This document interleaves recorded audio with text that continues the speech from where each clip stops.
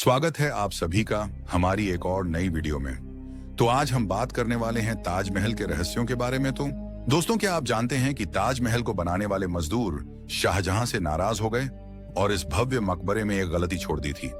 हिंदू धर्म के कई लोग इसे तेजो महालय के नाम से क्यों पुकारते हैं, और यमुना नदी के किनारे बने होने के बावजूद 400 साल पुरानी ताजमहल की नींव आज भी इतनी मजबूत कैसे खड़ा है।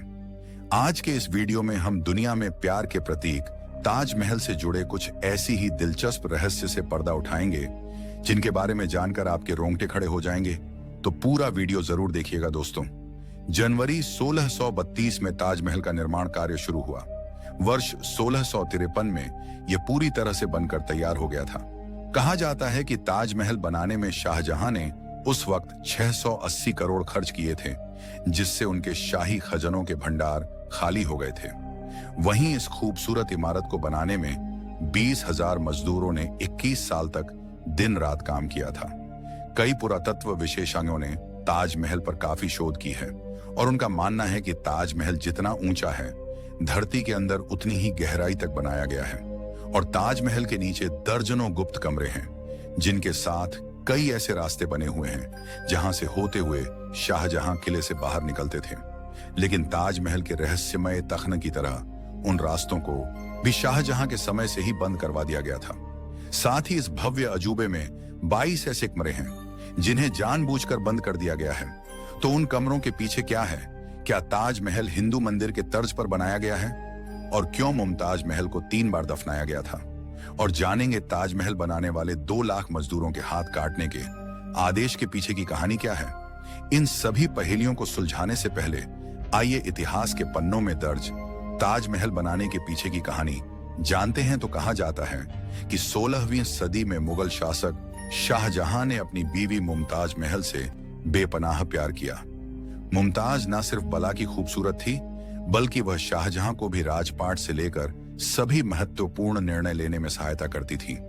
लेकिन जून 1631 में जब शाहजहां को गद्दी पर बैठे 4 साल भी पूरे नहीं हुए थे, तब अपने 14वीं संतान को जन्म देते वक्त मुमताज की तबीयत काफी बिगड़ गई थी और उनकी प्रसव पीड़ा करीब 30 घंटे तक चली। इसी दौरान शाहजहां ने अखंड भारत में मौजूद सभी डॉक्टर्स और हकीमों को मुमताज का इलाज करने के लिए बुलाया और दुआओं के लिए गरीबों में पैसे बांटे। लेकिन 17 जून 1631 के दिन मुमताज महल ने इस दुनिया को हमेशा हमेशा के लिए अलविदा कह दिया। शाहजहां के बारे में लिखने वाले बताते हैं कि उन पर अपनी प्रिय बीवी की मौत का काफी बुरा असर हुआ और पूरे 1 हफ्ते तक ना वह अपने कक्ष से बाहर आए और ना ही उन्होंने राजपाट के किसी काम में हिस्सा लिया। उन्होंने संगीत सुनना, गाना और अच्छे कपड़े पहनना सब कुछ छोड़ दिया। अगले 2 सालों तक उसके बाद हर बुधवार को जिस दिन मुमताज का निधन हुआ था, उन्होंने सिर्फ सफेद कपड़े ही पहने। लगातार रोने की वजह से उनकी आंखें कमजोर हो गईं और उन्हें चश्मा पहनने के लिए मजबूत होना पड़ा। मुमताज के लिए उनका बेपनाह प्यार इतना सच्चा था कि वो दुख, दर्द और पीड़ा में शारीरिक रूप से भी कमजोर होने लगे। उदाहरण के रूप में इस घटना से पहले उनकी दाढ़ी और मूंछों में इक्का दुक्का ही सफेद बाल हुआ करते थे, जिन्हें वो अपने हाथ से तोड़ तोड़ कर फेंक देते थे। लेकिन कुछ दिनों के भीतर उनकी 1/3 दाढ़ी सफेद हो गई। इस समय उन्होंने राजगद्दी छोड़ने का भी मन बना लिया। फिर उन्होंने यह सोचकर ऐसा नहीं किया कि बादशाहत एक पवित्र जिम्मेदारी है जिसे निजी परेशानी के कारण नहीं छोड़ा जा सकता। साथ ही उन्हें अपनी बेगम मुमताज की आखिरी इच्छा भी पूरी करनी थी। दरअसल मरने से पहले मुमताज ने शाहजहां से कहा था कि उन्होंने अपने सपने में एक ऐसा सुंदर महल और बाग देखा है जैसा इस दुनिया में कहीं नहीं। मेरी आपसे गुजारिश है कि आप मेरी याद में वैसा ही एक मकबरा बनवाएं, जिसके लिए शाहजहां ऐसी जमीन ढूंढने लगे जो आगरा शहर से दूर शांत इलाके में हो। साथ ही यह जमीन यमुना नदी के पास हो, ताकि इसके आसपास के बगीचों में सिंचाई के लिए कभी पानी की कमी ना हो।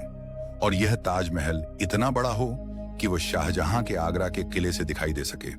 इन सभी मापदंडों पर खरी उतरने वाली 42 एकड़ की जमीन चुनी गई और ताजमहल का नक्शा बनाया गया, जो कि 1560 के दशक में दिल्ली में बने हुमायूं के मकबरे की तर्ज पर बना था, जिसे बाद में जनवरी 132 में ताजमहल का निर्माण कार्य शुरू किया गया, जिसके लिए सबसे पहले उस इलाके की जमीन को साफ किया गया और हजारों मजदूरों को अत्यंत गहरी नींव खोदने के काम पर लगाया गया। इस दौरान ताजमहल को पूरी तरह बन जाने से पहले बाहरी नजरों से बचाने के लिए शाहजहां ने लकड़ी की बल्लियां और ईंटों का एक मचान बनवाया। इसे लेकर एक दिलचस्प किस्सा यह है कि जब ताजमहल पूरी तरह से बनकर तैयार हो गया था, तब शाहजहां को बताया गया कि ईंटों के मचान को गिराने में 5 साल का समय लग जाएगा। इस पर शाहजहां ने आदेश दिया गया कि गिराई गई सभी ईंटों उन मजदूरों की हो जाएंगी। नतीजन वो मचान रातों रात ही गिरा दिया गया और सभी मजदूर जितनी हो सके उतनी ईंटें लेकर जाने लगे। खैर, अब मुख्य कहानी पर वापस आए तो चूंकि ताजमहल यमुना नदी के किनारे बनाया जा रहा था, ऐसे में उसमें सीलन आने और न्यू समय के साथ कमजोर होना तय थी। लेकिन शाहजहां चाहते थे कि ताजमहल हमेशा हमेशा के लिए चट्टान की तरह खड़ा हो। इसलिए उन्होंने अपने लोगों को इस समस्या का समाधान निकालने के लिए कहा। नतीजों ताजमहल की नींव लकड़ियों से बनाई गई। अब आप में से कई लोगों के दिमाग में यह सवाल आ सकता है कि नदी किनारे लकड़ियों की नींव पर बनी इमारत भला 400 सालों तक कैसे टिक सकती है? तो इसके पीछे यमुना नदी एक महत्वपूर्ण भूमिका निभाती है। दरअसल ताजमहल की नींव में इस्तेमाल की गई लकड़ियां एबोनी यानी आबनूस नाम के खास तरह के पेड़ की हैं। यह लकड़ियां एक तरह से पत्थर की तरह होती हैं, जो आम लकड़ियों की तरह पानी में तैरती नहीं बल्कि डूब जाती हैं। इन लकड़ियों की खासियत यह है कि इनमें दीमक नहीं लगती, और सबसे महत्वपूर्ण बात यह है कि अगर आबनूस की लकड़ियों में हमेशा 30 से 40% नमी बनी रहे तो वह कभी खराब भी नहीं होती। और यमुना नदी का पानी इन लकड़ियों में पर्याप्त मात्रा में नमी पहुंचाता है। इसी वजह से लकड़ियां पत्थर से भी ज्यादा मजबूत से जमी हुई हैं। लेकिन कुछ पुरातत्व विशेषज्ञों को भविष्य में ताजमहल के कमजोर होने का डर सता रहा है, क्योंकि यमुना नदी का पानी कम हो रहा है और शायद वह भविष्य में पूरी तरह से सूख सकती है, जिससे ताजमहल की नींव को नमी नहीं मिल पाएगी। इसलिए यमुना के संरक्षण की कई परियोजनाएं चल रही हैं। आपको बता दें कि ताजमहल की नींव और उसके आसपास की कई संरचनाओं को लाल बलुआ पत्थर से बनाया गया है, जबकि मुख्य इमारत में सफेद संगमरमर का इस्तेमाल किया गया है, जिसमें 40 अलग अलग रत्नों को जड़ा गया था, जिन्हें शाहजहां ने दुनिया के अलग अलग देशों से मंगवाया था। जैसे कि नीले रंग के पत्थर लैपीज लजूली को अफगानिस्तान के खानों से मंगवाया गया था। हरे रंग के पत्थर को जेड को सिल्क रूट से काशगर चीन से लाया गया था। फिरोजा तिब्बत से लाए गए थे और मूंगा को अरब और लाल सागर से मंगवाया गया था। इसके अलावा वर्मा श्रीलंका और मिस्र की नीली घाटी से भी कई कीमती रत्नों को लाया गया था। सबसे खास बात यह है कि भवन में लगने वाला संघ वर्म 200 मील दूर राजस्थान के मकाराना से लाया गया था, जिसकी कुछ चट्टानें इतनी भारी थीं कि उन्हें लाने के लिए खास तरह की बैलगाड़ियां बनाई गई थी, जिसे 30 मवेशियों के साथ खींचने में भी दिक्कत आती थी। इसी सफेद संगमरमर की बदौलत ताजमहल अपना रंग भी बदलता है। जी हां, दिन के अलग अलग पहर के हिसाब से ताजमहल भी अपना रंग बदलता है। सुबह देखने पर ताजमहल गुलाबी दिखता है, शाम को दूधिया सफेद और चांदनी, रात में सुनहरा दिखता है। ऐसा सफेद संगमरमर पर सूरज और चांद की रोशनी पड़ने के कारण होता है। दोस्तों, ताजमहल में नदी के तट वाले भाग में संगमरमर की नींव के ठीक नीचे लाल पत्थर से बने 22 कमरे हैं, लेकिन भारत के पुरातत्व विभाग ने इन कमरों पर ताले लगा दिए हैं। कोई नहीं जानता कि इनमें क्या है। कहा जाता है कि इन 22 कमरों की दीवारों और छतों पर हिंदू देवी देवताओं के चित्र बने हुए हैं और इनके बीच से एक 3 फीट लंबा गलियारा है, जिसके दोनों सिरों में ईंटों के ऐसे दरवाजे बना दिए गए हैं जैसे वो दीवार की तरह प्रतीत हो और पर्यटकों का ध्यान उन कमरों पर ना जाए। बताया जाता है कि सन 34 में दिल्ली के एक निवासी ने दीवार में मौजूद एक छेद के जरिए ताजमहल के तहखाने के अंदर जो कमरे थे उसमें झांक कर देखा तो वह हक्का बक्का रह गया, क्योंकि उसे उन कमरों के स्तंभ पर भगवान शिव और कई हिंदू देवी देवताओं की तस्वीरें भी दिखी। साथ ही उस कमरे में बने विशालकाय रोशनदान भी देखे, जो उस वक्त बड़े हिंदू मंदिरों में बनाए जाते थे। यह नजारा देखने वाले आदमी के मुताबिक उन रोशनदानों को संगमरमर के पत्थर से ढका गया है, जिसे देखकर लगता है कि किसी ने वहां हिंदू मूल को छुपाने का पूरा प्रयास किया था।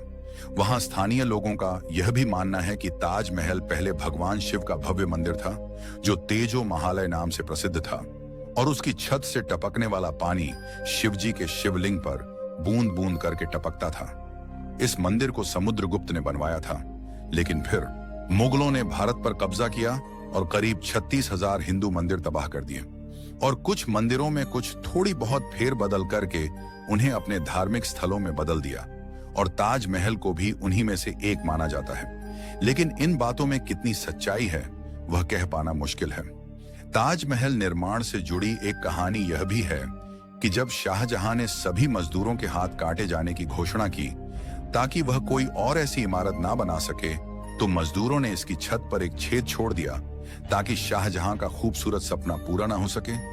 जबकि कुछ लोग यह भी मानते हैं कि शाहजहां अपनी बीवी मुमताज के लिए सफेद ताजमहल बनवाने के बाद खुद के लिए काला ताजमहल बनवाना चाहते थे, लेकिन जब उनके बेटे औरंगजेब ने उन्हें कैद कर लिया तो उनका यह सपना हमेशा के लिए अधूरा रह गया।